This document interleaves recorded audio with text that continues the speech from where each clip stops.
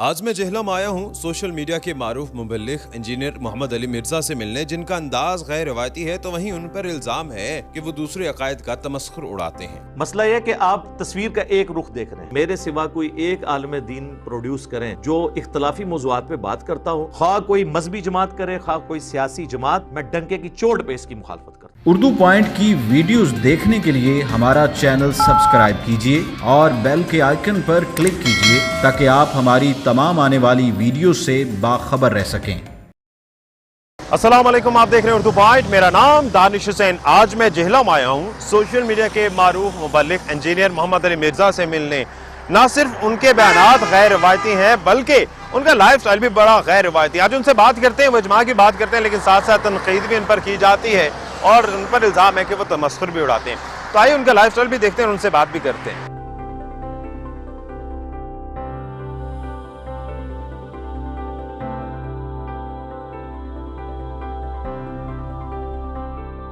السلام علیکم علی بھائی۔ وعلیکم السلام ورحمۃ اللہ وبرکاتہ۔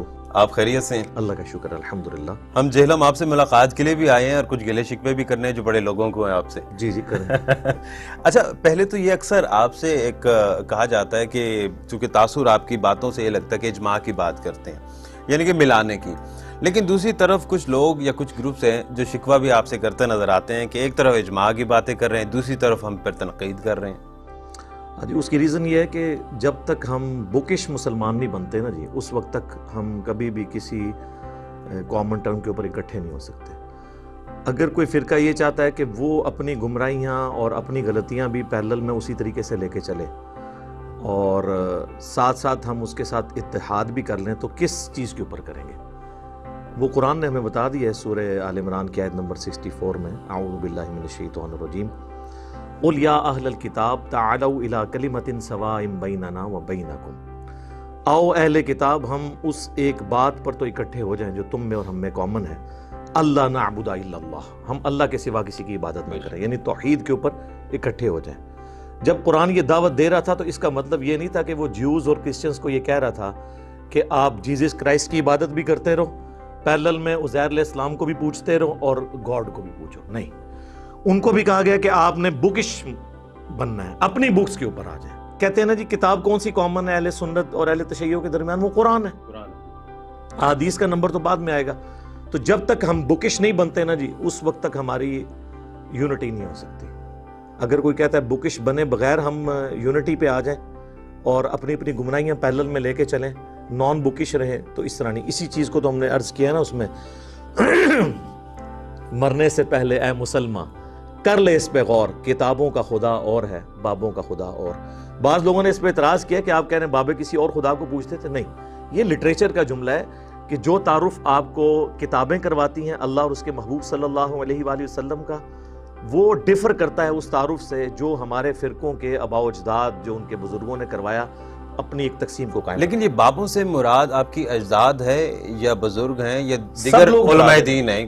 ہر ایک جو اس جرم میں جس نے بھی حصہ ڈالا ہے، چاہے ہمارے وہ فور فادرز، اس جملے سے بڑے لوگوں کو مسئلہ ہے۔ ہاں جی مسئلہ ہے، لیکن وہ مسئلہ ان کو اس لیے ہے کہ جب ان کے بزرگوں کی بات ہو رہی ہے، اگر آپ دیوبند کے بزرگوں سے پوچھیں کہ بریلویوں کے بابوں نے کام ڈالا ہے، تو انہوں نے المحند علی المفند میں لکھا ہے کہ احمد بریلوی اور ان کی جماعت ایک شیطانی لشکر ہے جو ہم پہ حملہ آور ہوا ہے۔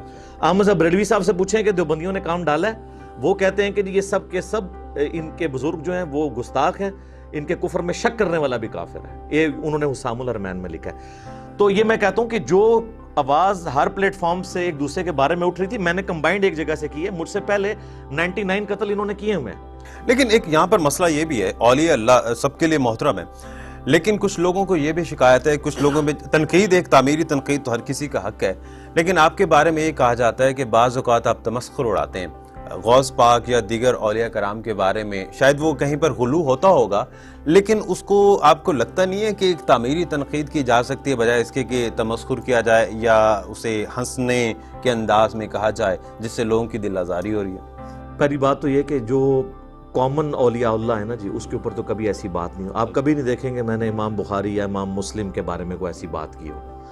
رہ گئے شیخ عبدالقادر جیلانی، تو میں نے جب بھی ان کا نام لیا ہے رحمۃ اللہ علیہ کے ساتھ لیا ہے، ان کے ساتھ جو چیزیں غلط منسوب ہیں، مثلاً ان کا ایک واقعہ وہ اکثر کوٹ کرتے ہیں کہ جی وہ ان کا لوٹے کی جو ٹوٹی تھی وہ قبلہ رخ نہیں تھی، تو انہوں نے مرید کو غصے سے دیکھا, وہ وہیں پہ اس کا دم نکل گیا. پھر انہوں نے لوٹے کی طرف غصے سے دیکھا تو وہ ٹوٹی اس طرف ہوگی. تو اس پہ میں نے کہا کہ بھائی یہ جو آپ جھوٹ ان پہ باندھ رہے ہیں, تو کاش ایسا ہوتا کہ وہ پہلے لوٹے کی طرف دیکھتے, مرید تو بچ جاتا. اور اس میں پھر میں ساتھ ہمیشہ بولتا ہوں کہ میں کسی بزرگ کو کرٹیسائز نہیں کر رہا ہوں, ان کے نام پہ جو آپ کہانیاں کروا رہے ہیں نا, ان کہانیوں کو ہم کرٹیسائز کر رہے ہیں.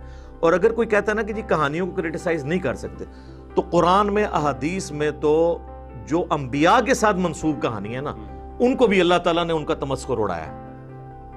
لیکن کچھ ایسے ظاہری اسباب اس کی میں آپ کو چھوٹی سی ایک مثال دیتا ہوں, بہت ورسٹ مثال, تو شاید کیمرے میں ہضم نہ ہو. سورہ المائدہ کے اندر 17 نمبر آیت میں اللہ تعالیٰ نے فرمایا ہے کہ لقد کفر الذین قالوا ان اللہ هو المسیح ابن مریم. وہ کافر ہیں جو کہہ رہے ہیں کہ عیسیٰ ابن مریم ہی اللہ ہیں. اللہ کا کوئی کیا بگاڑ لے گا اگر اللہ ارادہ کرے عیسیٰ کو, اس کی ماں کو, اور جتنے زمین میں ان سب کو ہلاک کر دے, تو اللہ کا کوئی کیا بگاڑ سکتا ہے.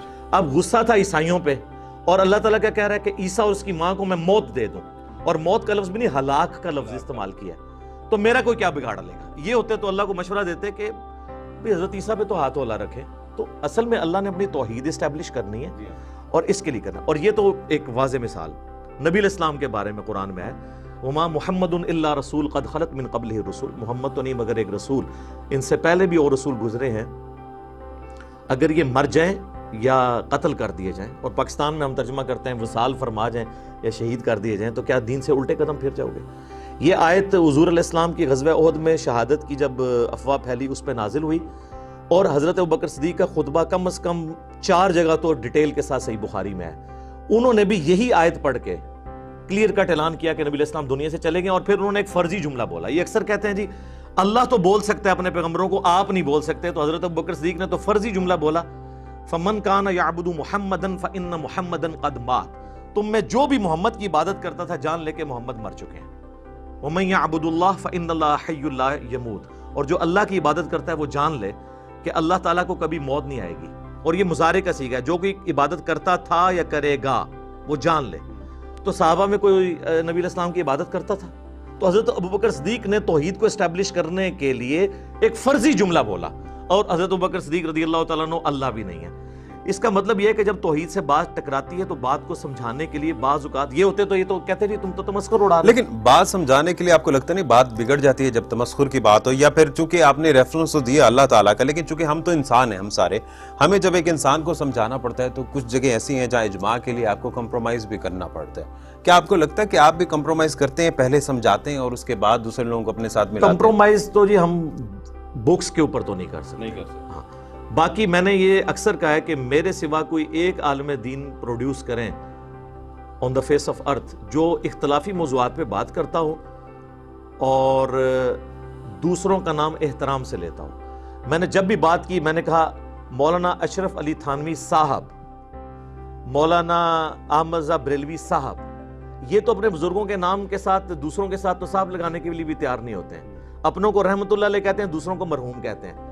تو میں تو اتنے رسپیکٹ سے نام لیتا ہوں, یہ تو ایک دوسرے کا نام اتنی گستاخی کے ساتھ لیتے ہیں. آپ ان کی جب ویڈیوز خفیہ باہر نکلتی ہیں تو آپ دیکھیں کس قسم کی لینگویج استعمال کرتے ہیں. اور یہی وجہ ہے کہ باقی لوگ آپ سے مخالف بھی ہیں. میں تو خوش ہوں, یہ تو آپ لوگوں کا کہنا نا. مسئلہ یہ ہے کہ آپ تصویر کا ایک رخ دیکھ رہے ہیں. ان کی امپائرز پچھلے صدیوں سے کھڑی تھیں, کروڑوں ان کے فالوور تھے. ایک بندہ اکیلا آواز یوٹیوب کے ذریعے بلند کرتا ہے, اور ان سب کے علماء کے ملا کے ویورشپ اتنی نہیں اس اکیلے بندے کی ہے. تو بھائی یہ میں مریخ سے تو امپورٹ نہیں کیے میں نے, یہ پبلک آپ لوگوں کی تھی نا. تو اگر میری دعوت اتنی سخت تھی تو اصولاً تو کسی کو قبول نہیں کرنی چاہیے. نہیں, کچھ لوگ یہ بھی کہتے ہیں کہ ذرا اسپائسی ٹاپکس ہوتے ہیں, ذرا کنٹروورشل ہوتے ہیں, لوگ اس لیے بھی پسند کرتے ہیں. نہیں, صرف یہ ٹاپک نہیں ہوتے. سب سے جس کا یہ دعویٰ ہے نا کہ میں صرف کنٹروورشل باتوں پہ ہی ایمفسائز کرتا ہوں, تو یہ اپنا علاج کروا لے. دنیا میں درود شریف کے اوپر 50 سوالات کے اوپر 4 گھنٹے کی مجلس صرف میری ہے. صبح شام کے اذکار جو ہیں 25 کے قریب, اس پہ صرف میری مجلس ہے. فرض نماز کے بعد کون سے سنت اذکار ہیں, اس پہ صرف میری مجلس ہے. قرآن حکیم کی تفسیر پوری ریکارڈ ہو رہی ہے. تو ہوتا یہ کہ جس کو جو ٹاپک برا لگتا ہے نا, مثلا میں اکثر کہتا ہوں کہ اب بریلویوں کے لیے اور اہل تشیع کے لیے ٹاپک بڑا اچھا ہے کہ میں یزید کے معاملے میں بنو امیہ کو کنڈیم کروں. تو کہتے ہیں انجینئر صاحب کام چک کے رکھو, لیکن اہل حدیث کے لیے یہ ایک ریڈ لائن کراس ہو رہی ہوتی ہے, اس لیے وہ کہتے ہیں یار یہ ہمیں ایڈ کر رہا ہے. بریلویوں سے وہی ٹاپک پوچھیں گے بالکل ٹھیک کر رہا ہے. गुस्ताखाना इबारतों पे बात करें देवबंद की तो बरेलवी कहते हैं बिल्कुल ठीक है, देवबंद कहते हैं ये तुम तो बरेलवियों को सपोर्ट कर रहे हो। तो ये हर एक को कुछ बात बुरी लगती है, कुछ अच्छी लगती है। तो आपको ये तनकीद जो की जाती है, जिस तरह 2 मर्डर अटेम्प्ट भी आप पर हुई हैं, खैर अल्लाह ताला आपकी हिफाजत करे, लेकिन ये जो सूरत हाल है उसमें आपको एक टाइटल दिया गया है कि मिर्ज़ा जूनियर जहलमी आपको कहा जाता है, अक्सर जगहों पर हमने देखा। ये क्या है, या आपको मेन किस चीज़ से फ़र्क है जो आप पर एक ख़ास लेबल लगाया जाता है कि ख़ास फ़िरके या ख़ास ग्रुप से आपका ताल्लुक है या उसको प्रमोट कर रहे हैं? देखिए जी, पाकिस्तान के अंदर सबसे जो मशहूर तरीन और इफेक्टिव तरीन अदबी गाली है वो किसी को कादियानी कहना है। यहाँ पे हमारे आर्मी चीफ को कादियानी कहा गया, उससे बढ़ के हमारे सिटिंग प्राइम मिनिस्टर को कादियानी कहा गया, और वो लोग कह रहे हैं कादियानी उनको कि वो ख़त्म नबूवत पे जब वो लोग बात करते थे तो यही प्राइम मिनिस्टर जब प्राइम मिनिस्टर नहीं थे तो उनके स्टेट से आके खिताब करते थे, तो उनको वो खिताब भी भूल गए। तो ये एक अदबी गाली है। बाकी रह गया, मुझे इस चीज़ से कोई इफेक्ट नहीं पड़ता। मैं आपकी वीडियो के वसासे से कहूँगा कि जितना मेरे खिलाफ प्रोपेगेंडा होता है ना जी, मैं तो इस प्रोपेगेंडे से ना मेरा खून बढ़ता है, क्योंकि हमारे पास तो पब्लिसिटी करने के लिए इतने रिसोर्सेज नहीं है। हमारे तक जितने लोग पहुँचे हैं ना दूसरे फ़िरकों के, वो इसी तरीके से पहुँचे हैं। वो कहते हैं हमारे मौलवी ने कहा वो एक बंदा एक घोड़ा उठा है, तो वो असी क्या सुनिए तो सही, जो सुनते हैं तो वो कहते हैं, तो हमें कोई फ़र्क नहीं पड़ता। तो ये अदबी गालियाँ इनकी ये एक दूसरे को ऑलरेडी दे रहे हैं। अहमद ज़ा बरेलवी साहब ने देवबंद के भी ताने बाने जो हैं वो कादियानियों से मिलाए हैं उसामुल अरमैन में। अगर देवबंद के ताने बाने एक इतने बड़े फिरके के इमाम ने मिला दिए कादियानियों के साथ, तो अगर मेरे साथ कोई मिला देता है तो मुझे कोई फर्क नहीं पड़ता, कोई फर्क नहीं पड़ता। डिजिटल मीडिया की अभी आपने भी जिक्र किया, और खासतौर पे आपकी वजह शोहरत भी डिजिटल मीडिया बनी है, तो इस पे काफ़ी लोग इनसिक्योर भी हुए। खासतौर पे जो डिजिटल मीडिया पर देखते हैं आपको, वो समझते हैं कि बड़ा प्रोटोकॉल और जिस तरह से आपकी सिक्योरिटी के मसाइल भी हैं, लेकिन हम यहाँ पर आए हैं, बड़ा सिंपल सा माहौल है, बड़ा आजी की सूरत हाल है, और मैं तो दम खुद रह गया ये सारी चीज़ें, ये सारा माहौल देख के जो हमने बाहर देखा। तो ये चीज़ें आपका स्टाइल बन चुका है, ये मजबूरी है लो प्रोफाइल लेना, या आपको पसंद है? मुझे पसंद है जी। अच्छा, हाँ जी, ये मेरी नेचर में है और ये अल्लाह का फजल है। पसंद है। हमने बार बार वीडियोस में ये अपनी कामयाबी के 3 राज बताए हैं। अच्छा। लोग तो नहीं बताते। नंबर 1, चंदे वाला कोई सिलसिला हमारे प्लेटफॉर्म पे नहीं है। जहां पे पैसा इन्वॉल्व है ना वहां फितना है। जामिया तिरमिजी की हदीस है कि हर उम्मत का कोई ना कोई फितना है, मेरी उम्मत का फितना माल है। नंबर 2, औरत की कोई इन्वॉल्वमेंट नहीं है। सूरह अल इमरान में है ना कि सबसे बड़ा फितना जो है ना, फितना ये पंजाबी वाला नहीं, यानी आजमाइश अरबी में, इसमें कोई डिग्रेड करने वाली बात नहीं औरत को। ज़ुय्यिना लिन्नासि हुब्बुश शहवात मिनन निसा। औरतों की कोई इन्वॉल्वमेंट नहीं हमारी दावत के एतबार से, ना कोई हमने ग्रुप बनाया है, मैंने कभी किसी औरत का फोन नहीं सुना। अच्छा, नंबर 3 वो है फेम, यानी सबसे ज्यादा अगर लोग मोहब्बत करते हैं ना किसी स्पीकर से, इस एतबार से कि सब कुछ अपना उसके लिए लुटाने के लिए तैयार है, तो वो मैं हूं। उसकी वजह यह है कि जो लोग पीरों पे करोड़ों रुपए पहले लगा रहे थे, वो वहां से टूट के इधर लगे हैं। वो कहते हैं हम तो जाली लोगों को देते हैं, आपको क्यों ना दें। दुनिया का शायद ही कोई मुल्क हो जिससे हमें ऑफर ना आती हो कि आप विद टीम वहां आ जाएं, यहाँ पे आके एड्रेस करें। हमने कहा कि हमने यहाँ पे ही बात करनी है, आप बड़ी स्क्रीन लगा लें और वहां पे देखें। ये 3 चीजें, यानी औरत, माल और फेम, इसको 3 तलाकें हैं। 4 तकबीरें पढ़ के हमने इसको दफना दिया हुआ। कभी अपनी आजिज़ी पे तकब्बुर तो नहीं हुआ?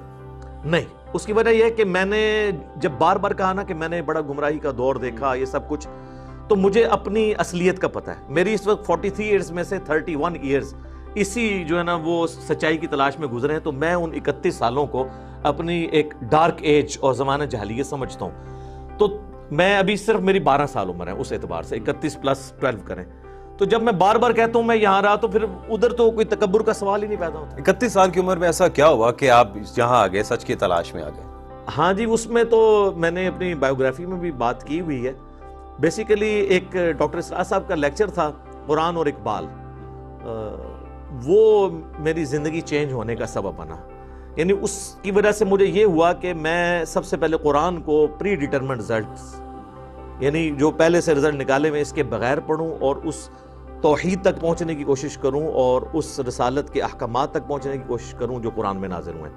तो फिर आहिस्ता आहिस्ता आहिस्ता इस तरीके से चेंज आई। खास तौर पे कभी कभार आपकी वीडियोस ऐसी भी आती हैं जिसमें आपका मुनाजरा टाइप की वीडियो होती है, साथ किसी दूसरे थंबनेल पे मुफ्ती साहब की या उलमा कराम की लगी होती है, कभी तारिक जमील साहब की, कभी वो मुफ्ती मसूद साहब हैं कराची के, उनकी भी तस्वीर थी। अच्छा, मुफ्ती मसूद साहब थोड़ा सा कंट्राडिक्टरी, उनकी आज एक चल रही है चीज़, वो एक हदीस कोट कर रहे हैं जिसमें कह रहे हैं कि अगर आपके पास माल है تو اس کو شو آف کرنا جو ہے، نمود و نمائش آسان لفظوں میں جو کہتے ہیں، وہ جائز ہے، وہ کرو، بلکہ کرنی چاہیے تاکہ اللہ کا شکر ادا کریں. آپ ذرا بڑا عاجزی میں ہاں جی، کیا کہیں گے؟ یہ تو دو سوال ہو گئے نا. پہلے تو میں مناظرہ والا بات کلیئر کروں. مناظرہ عربی میں کہتے ہیں آمنے سامنے بیٹھ کے بات کرنے کو.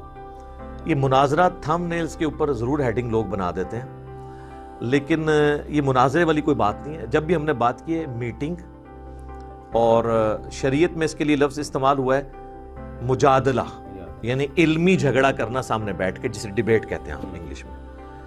ادعو الی سبیل ربک بالحکمہ والموعظۃ الحسنہ وجادلہم باللتی ہی احسن. سورۃ النحل میں یہ آیت آئی ہے. تو مجادلہ کرنا ہوتا ہے جہاں پہ بالکل آخری ایک چیز ہوتی ہے. مناظروں کے تو میں خلاف ہوں جی. یہ ہوتا ہے کہ اگر کسی نے اپنا پوائنٹ آف ویو بیان کرنا ہے تو وہ ہمارا ویڈیو میں ہوتا ہے کہ میں نے یہ بات کی، آپ نے یہ بات کی، آگے چلیں. رہ کے مفتی طارق مسعود صاحب تو وہ پچھلے 2-3 سال سے کوشش کر رہے تھے کہ جی، اور وہ اس میں بڑے بعض اوقات متکبرانہ جملے بھی بول جاتے ہیں. وہ کہتے ہیں اس کو 2 منٹ کے لیے میرے سامنے بیٹھ دو، یہ ویڈیو بنانا چھوڑ دے گا، یہ زہر کا پیالہ پی لے گا. لیکن آپ دیکھیں میں نے کبھی بھی ان کے لیے اس طریقے سے الفاظ یوز نہیں کیے. تو وہ ابھی پچھلے دنوں نے ایک ویڈیو اپلوڈ کی تھی رمضان سے پہلے جو 1 ملین کراس کر گئی. میں نے اسے بالکل اگنور کیا، جس طرح میرا ایک سٹائل نہیں ہے. الٹیمیٹلی جب سب لوگوں نے کہا کہ جی ایک دفعہ ملاقات کرنے میں کیا حرج ہے، وہ کہہ رہے ہیں جی میں خود آ جاتا ہوں، تو پھر ہم نے کہا کہ آپ تشریف لیں. لیکن وہ آئیں گے بھی نا انشاءاللہ تعالی. ویسے تو میں نے کہا کہ وہ قیامت تک نہیں آئیں گے، کیونکہ ان کے اپنے لوگ ان کو روک دیں گے کہ وہ ان ٹاپکس پہ ہم سے بات کر نہیں سکتے، کیونکہ میں اس پورے سسٹم کا حصہ رہا ہوں. مجھے سمجھ ہے کہ ان کے پاس کیا علمی دلائل ہیں.